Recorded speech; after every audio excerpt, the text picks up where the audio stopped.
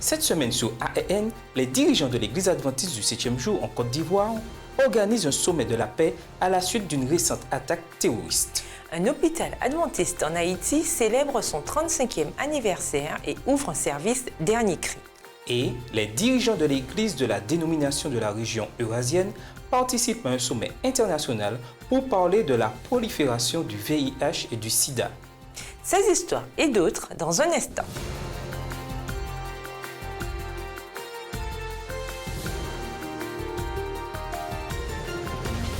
Vous êtes sur AEN, une émission de l'Église adventiste mondiale. Merci de nous regarder cette semaine. D'abord, dans les nouvelles, suite à une récente attaque terroriste dans le pays ouest africain de la Côte d'Ivoire, les dirigeants appellent à une réponse unifiée face à la violence. L'Église adventiste du 7e jour dans la région de l'ouest de l'Afrique centrale a organisé un sommet le 18 mars, 5 jours après le massacre à côté de l'hôtel en bordure de mer Grand Bassam. 19 personnes furent tuées et 23 autres blessées quand 3 hommes armés ont surgi à l'hôtel L'Étoile du Sud.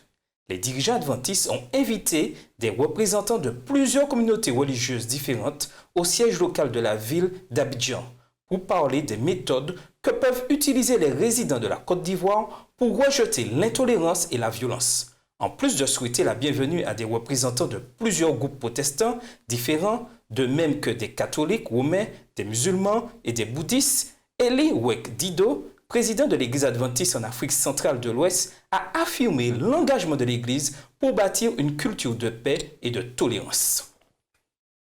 Durant l'inauguration d'un bloc opératoire dernier cri, de nouveaux laboratoires et l'installation d'une clinique privée proposant différentes spécialités médicales, un hôpital adventiste en Haïti, la semaine dernière, a célébré 35 ans de service au profit de la santé. L'événement a attiré des officiels du premier ordre du gouvernement haïtien, l'Université de médecine de Loma Linda, Adventist Health International et l'hôpital de Floride, aussi bien que les chirurgiens locaux et les membres de la communauté. Le nouveau bloc opératoire de l'hôpital inclut 3 salles d'opération équipées complètement avec un système de conduit d'oxygène central et un nouveau laboratoire moderne. Plusieurs des participants furent témoins des débuts timides de l'hôpital dans les années 1980.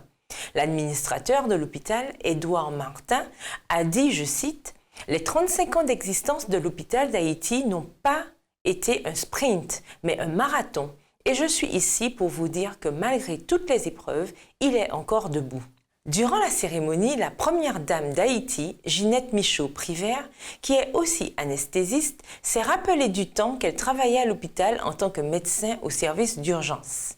La première dame Privert a dit, je cite, « Je sais que cela n'a pas été facile durant les 30 dernières années ici, mais merci de nous fournir des services de qualité, à Carrefour et au niveau national. » Les dirigeants ont aussi reconnu qu'alors que plusieurs membres de la communauté étaient heureux d'assister à l'expansion, ils continuent à voir l'hôpital en tant que symbole d'espoir et de vie.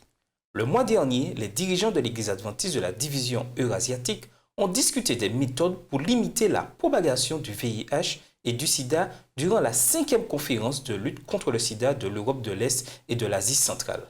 Parmi les représentants de l'Église se trouvait le responsable de la région de l'Institut biblique de recherche, Evgeny Zavtsev, et le directeur du ministère de la Santé, Nades Al-Vanova. Les dirigeants étaient parmi les presque 2500 délégués de communautés chrétiennes, musulmanes et juives pour aider à créer une réponse aux épidémies de VIH et du sida. Les dirigeants présents représentaient 79 pays du monde. La conférence s'est tenue à Moscou et fut organisée par la Russian Federal Service for Surveillance on Consumer Rights Protection and Human Well-being.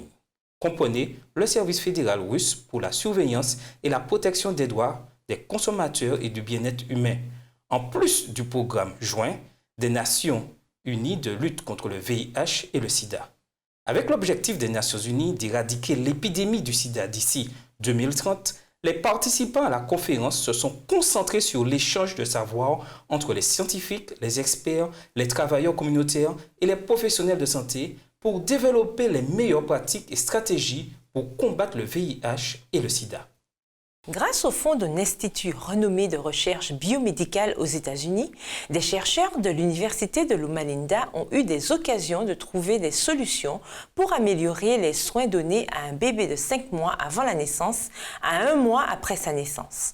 L'Université de médecine de Loma Linda a envoyé ce rapport.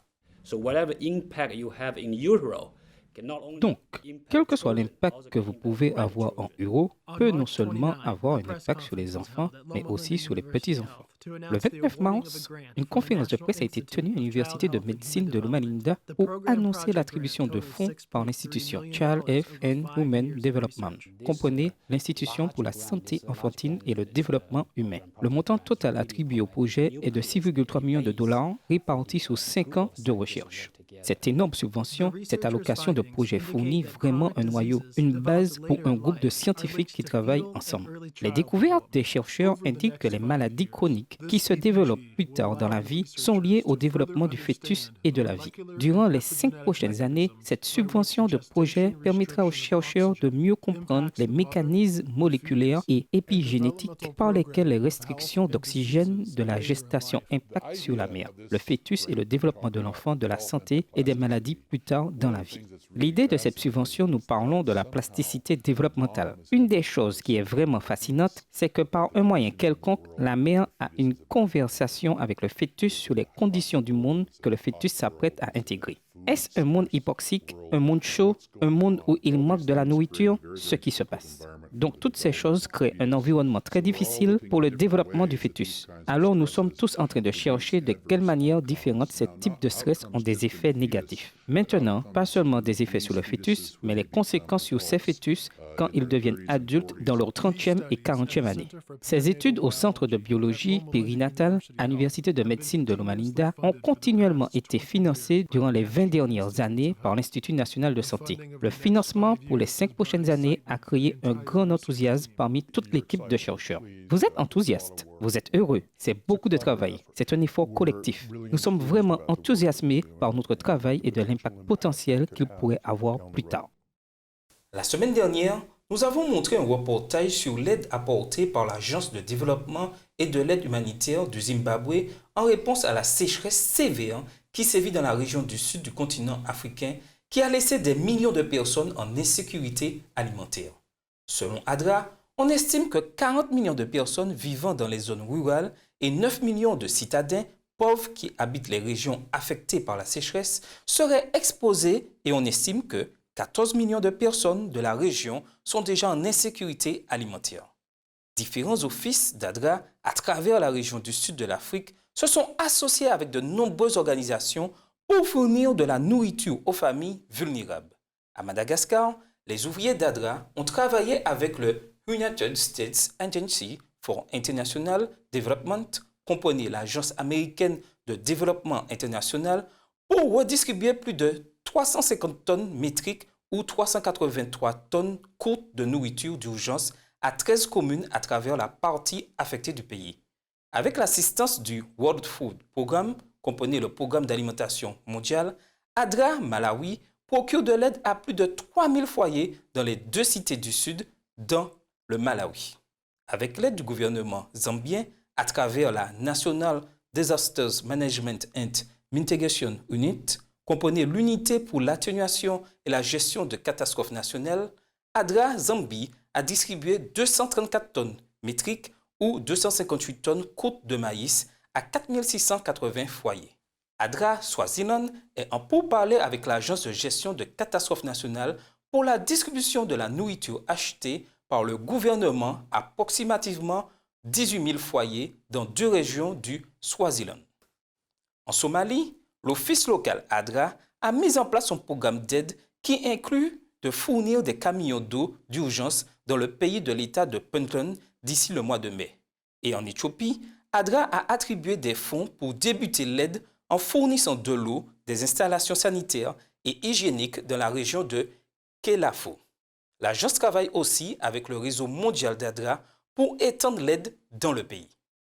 Des étudiants producteurs de 7 universités et 2 lycées ont récemment eu l'occasion de montrer leur travail à un festival de films annuel organisé par l'Église adventiste du 7e jour en Amérique du Nord. Plus de 100 personnes ont assisté au 15e festival Sunscreens qui se tenait dans l'État de Virginie aux États-Unis. Les participants purent voir les projets de la Sierra University, de Walla Walla University, de la Pacific Union College, de la Southern Adventist University, de Andrews University, de la Brigham Young University, de la Spencerville Adventist Academy et de la Georgia Cumberland Academy. Plus de 50 films furent soumis au festival. 14 sur 39 d'entre eux qui furent projetés durant la compétition Sunscreen ont été récompensés de la Sony Awards du festival basé sur les résultats d'un panel de juges. Les films qui ont gagné le plus de récompenses furent The Exquisite Outdoors, qui a gagné 3 Sonys, tandis que les films Mary et Montgomery et Hamilton County K9 ont chacun obtenu 2 récompenses. Dans un instant, vous saurez tout sur l'un des plus grands congrès de jeunesse de l'Église adventiste en Allemagne. Mais tout de suite, des membres en Égypte célèbrent l'ouverture d'une nouvelle structure qui remplace une église adventiste qui fut détruite par des émeutiers.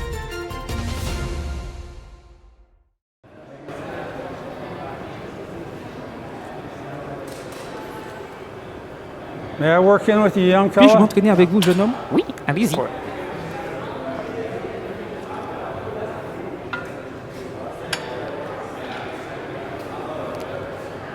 That's the way you do it. C'est ainsi qu'il faut faire. Gotta put a little weight on it. Il faut ajouter un peu de poids. Bon, But I'll put it back up here for je le you. remets à cet endroit pour vous.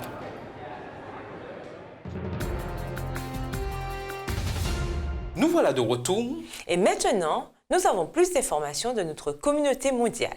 Des dirigeants et des membres de l'Église adventiste du 7e jour en Égypte, le mois dernier, ont célébré l'ouverture d'un nouveau bâtiment qui remplacera une structure de l'Église adventiste dans la ville d'Asyut qui fut détruite en 2013 quand des émeutiers ont brûlé le bâtiment. Durant la cérémonie d'inauguration le 19 mars, des dirigeants du gouvernement qui ont aidé à rebâtir l'Église ont pris le temps de féliciter les membres d'Église.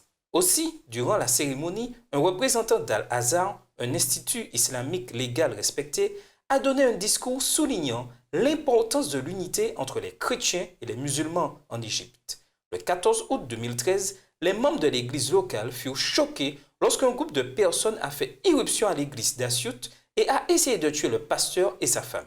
L'attaque s'est produite en lien avec d'autres émeutes massives qui suivirent le renversement du président du pays sous des protestations de masse. L'Église adventiste du 7e jour en Allemagne a récemment terminé son plus grand congrès de jeunesse avec près de 4000 jeunes et membres d'Église présents. Durant le congrès de 5 jours, les jeunes adventistes ont eu la chance de participer à 40 ateliers qui couvraient de nombreux sujets allant de la théorie de l'évolution, de la sexualité humaine et la guerre dans l'Ancien Testament.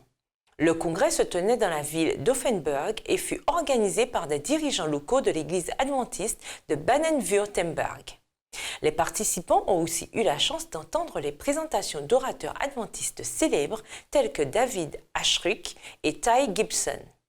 Les organisateurs de la conférence espèrent que les jeunes présents ont été encouragés à vivre leur foi dans leur vie quotidienne tout en trouvant des manières de laisser une influence positive dans leur société.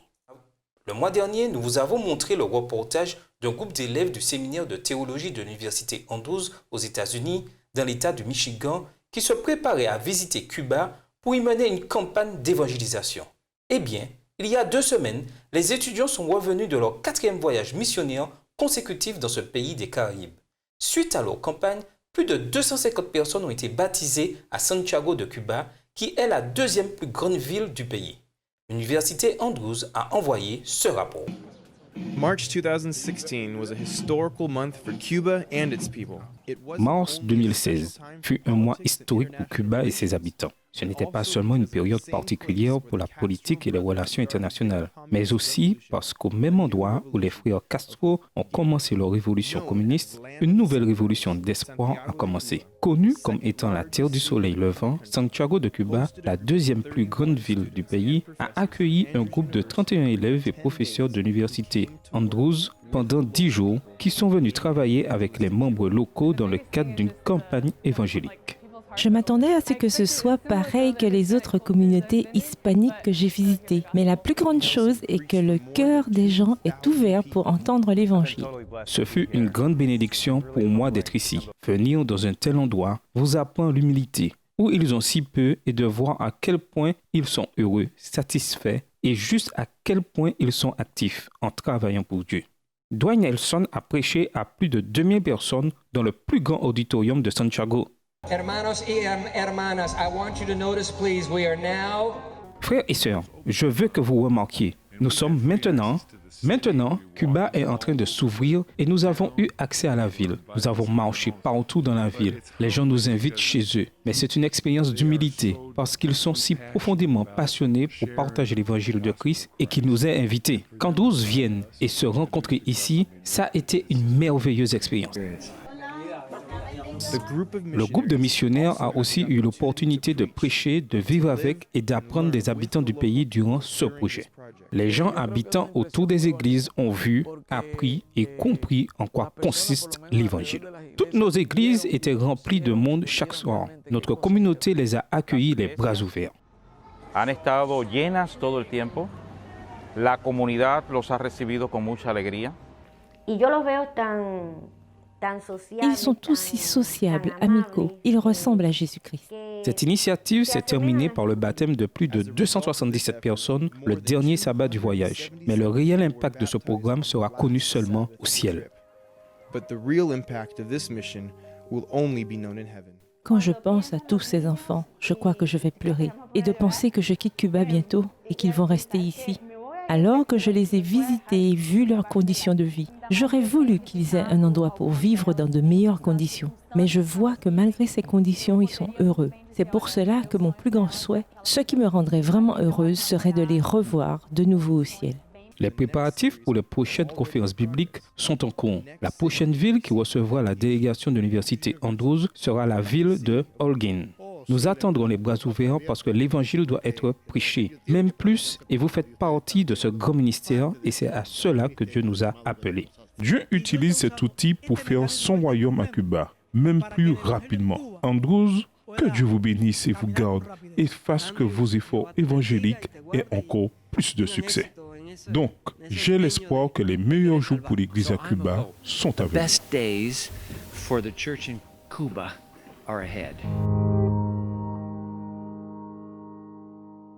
Et pour finir, dans les nouvelles cette semaine, chaque année, des dizaines de milliers de coureurs se ruent en Afrique du Sud pour participer à un marathon connu dans le monde entier. Vu que le Old Mutual Two Oceans Marathon tombe habituellement le samedi, les organisateurs ont fait des arrangements pour les observateurs du sabbat durant ces 2 dernières décennies pour ceux qui souhaitent participer à la course. SID Média nous en dit plus. Long considered one of the world's most beautiful marathons, the Old Mutual Two Oceans Race spans across Cape Town and touches both the Atlantic and the Indian Oceans. Considérée pendant longtemps comme étant l'un des plus beaux marathons, la course Two Oceans part de Cape Town et touche à la fois l'océan Atlantique et l'océan Indien. Institué en 1970 avec 26 coureurs, le marathon attire maintenant plus de 30 000 participants du monde entier. En 1990, un pasteur adventiste du nom de Kevin Oxford s'est rapproché du comité du marathon Two Oceans pour proposer une course spéciale le vendredi pour permettre à ceux qui, par conviction religieuse, ne peuvent pas courir le samedi, d'y participer. Le 13 avril, les coureurs se sont alignés pour la première de la course Two Oceans un vendredi. Et c'est à partir de là que la tradition a pris naissance. Un des coureurs cette année était pasteur Eric Webster, qui a organisé la course du vendredi depuis 1991. Après avoir pris sa retraite il y a 3 ans, à l'âge de 85 ans, Webster a ralenti un peu, mais il continue à courir le marathon chaque année. Eh bien, je dois reconnaître que c'était lent. 3h50 pour 21 km. Mais à mon âge, 88 ans et demi, je suis heureux et je remercie Dieu. Je remercie le Seigneur de pouvoir le faire. Et je prends plaisir à être dehors avec d'autres coureurs. Les coureurs qui choisissent de courir le vendredi et pas durant le sabbat. Alors, c'est une bonne expérience pour moi. Cette année, à peu près 50 coureurs se sont alignés pour faire la course le vendredi saint. Bien que certains coureurs aient eu des problèmes physiques, la plupart ont donné tout ce qu'ils avaient et ont donné gloire à Dieu. While some of the racers faced some physical difficulties, most still came out to give everything they have and all the glory to God. Je suis si heureuse. C'est la première des 2 médailles que j'ai. C'est ma 7e course. Le meilleur chiffre pour me donner à fond et toute la gloire revient à Dieu. Je me suis sentie bien durant toute la course. Je n'ai pas marché, même une fois, et je n'arrêtais pas de me répéter Philippiens 4, le verset 13, « Je puis tout par celui qui me fortifie ». Dans un instant, vous saurez comment laisser différents types de réponses aux messages de vos amis sur Facebook. Mais tout de suite, voyez comment le régime alimentaire d'une mère peut affecter les générations futures.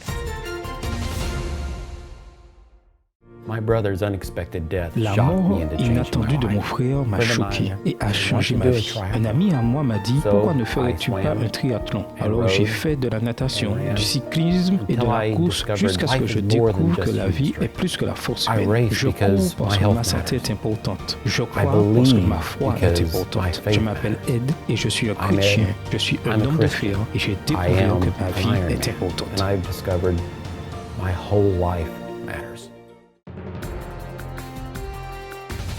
Nous voilà de retour. Saviez-vous que ce qu'une femme choisit de manger pendant sa grossesse n'affecte pas seulement son enfant, mais aussi ses petits-enfants? Apprenez en plus dans l'épisode de Lévite de cette semaine.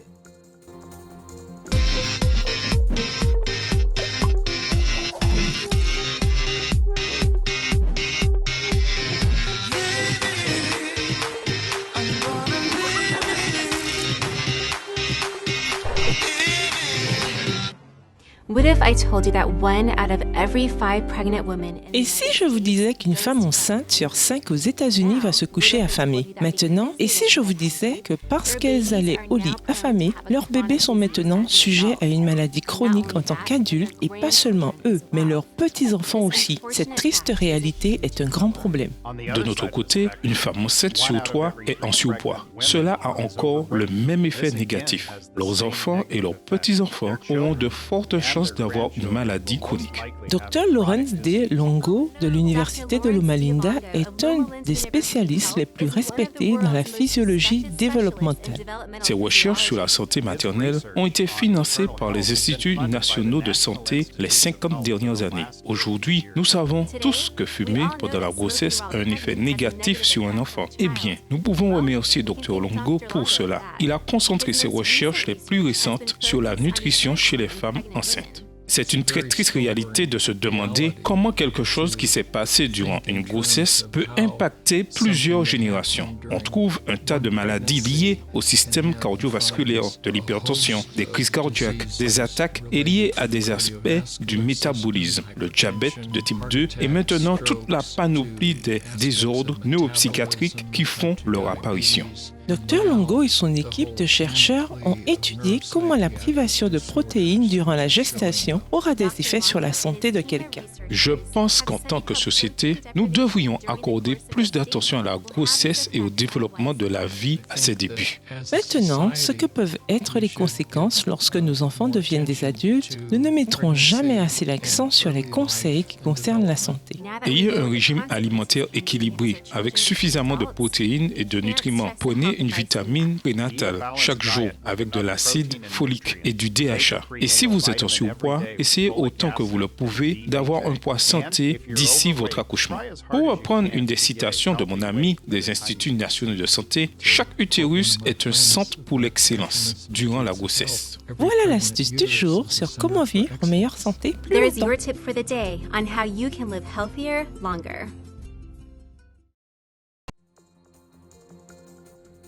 Pour en savoir plus sur Livit, la nouvelle émission en ligne de l'Université de Loma Linda et voir les anciens épisodes, visitez livitlomalinda.org.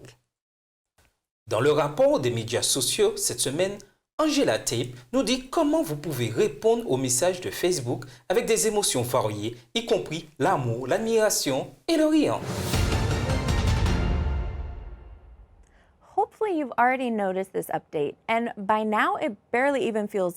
Avec un peu de chance, vous avez déjà remarqué cette mise à jour et aujourd'hui cela semble à peine nouveau. Mais récemment, Facebook a changé son icône like pour des icônes de réaction après que ses utilisateurs aient réclamé durant des années une icône je n'aime pas. Le problème était de pouvoir exprimer de la sympathie ou de la compassion sur un post Facebook qui exprime de la peine ou une épreuve. Cela semblait incohérent à certains de cliquer j'aime quand ce que les utilisateurs cherchaient vraiment à exprimer était une émotion complètement différente de soutien. Ces icônes de réaction ont ouvert un tout nouveau monde d'expression sur Facebook. Maintenant, vous avez la possibilité d'interagir rapidement pour poster différentes émotions qui incluent l'appréciation, l'amour, le rire, la surprise, la tristesse et la colère. Vous pouvez accéder à ces réactions sur un bureau en plaçant le curseur sur l'icône j'aime ou sur un appareil mobile en maintenant appuyé l'icône j'aime. Quand vous partagez un post sur Facebook, cela ajoute une nouvelle rubrique sur la manière dont vous choisissez ce que vous partagez. Prenez une seconde pour considérer la réaction émotionnelle de votre audience. Comment pensez-vous qu'ils réagiront aux commentaires ou à la ressource que vous partagez? Si vous partagez un article pour faire rire les gens et que la majorité des réactions sont tristes, vous avez probablement besoin de réévaluer votre manière d'atteindre votre objectif. Si vous suivez l'Église adventiste ou le réseau d'information des adventistes ALN sur Facebook, nous voulons que vous sachiez quelle réponse émotionnelle vous avez par rapport aux histoires que nous partageons. Certains vous émerveilleront, d'autres vous mettront en colère, tandis que d'autres vous attristeront. Mais nous aimerions beaucoup avoir ce retour de votre part, vous qui êtes à la maison. Et n'oubliez pas, nous aimons lire des commentaires. Ne nous aimez pas simplement, faites-nous part de vos réactions et interagissez avec nous. Et pour terminer le programme d'aujourd'hui, écoutons David Trim nous parler de l'histoire de l'adventisme. Cette semaine, vous saurez comment les dirigeants adventistes du 7e jour de toutes les parties du Canada se sont rencontrés pour la première fois. Throughout the whole of this week in Adventist history and beyond, April 3 through 12 in 1934, Durant toute cette semaine dans l'histoire de l'adventisme et au-delà, du 3 au 12 avril 1934, des ouvriers de l'Église adventiste de la Fédération de l'Union du Canada se sont rencontrés à Oshawa, en Ontario. L'Union avait seulement été créée 2 ans plus tôt par la fusion des unions de l'Est et l'Ouest canadien, et ceci était la toute première rencontre de pasteurs et d'autres ouvriers de l'Église de tout le Canada. Le 4 avril 1907, la Bolivie fut séparée de la mission du Chili et de la Bolivie. Tous les 290 membres présents dans cette mission vivaient au Chili. La nouvelle mission de la Bolivie, nouvellement constituée, avait juste 2 membres. Tous les 2 des missionnaires étrangers dans une population de 2 millions de personnes. Aujourd'hui, la population totale de la Bolivie dépasse les 10 millions et plus de 100 000 d'entre eux sont des adventistes du 7e jour. 4 ans et 1 jour plus tôt, le 3 avril 1903, le secrétaire de la Conférence générale, William A.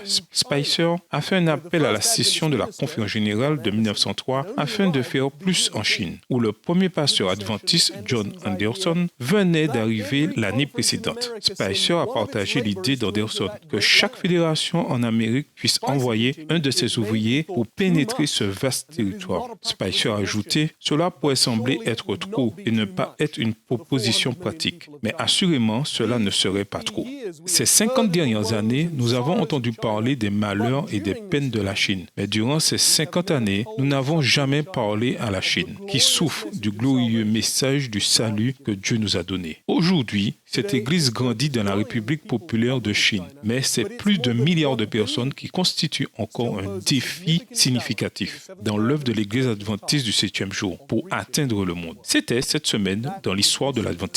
Merci de regarder ALN. Nous vous donnons rendez-vous la semaine prochaine pour plus d'informations sur le plateau d'Espérance TV Inter-Amérique. En attendant, rejoignez notre groupe de discussion sur Facebook, Twitter et Instagram. Vous pouvez vous connecter avec des adventistes du monde entier à travers plus d'histoires, de photos et de vidéos. Visitez Facebook/Adventist News, Twitter @Adventist Church et Instagram @Adventist Church. Notre bonne nouvelle pour cette semaine vient du livre de Proverbes au chapitre 16 et au verset 3.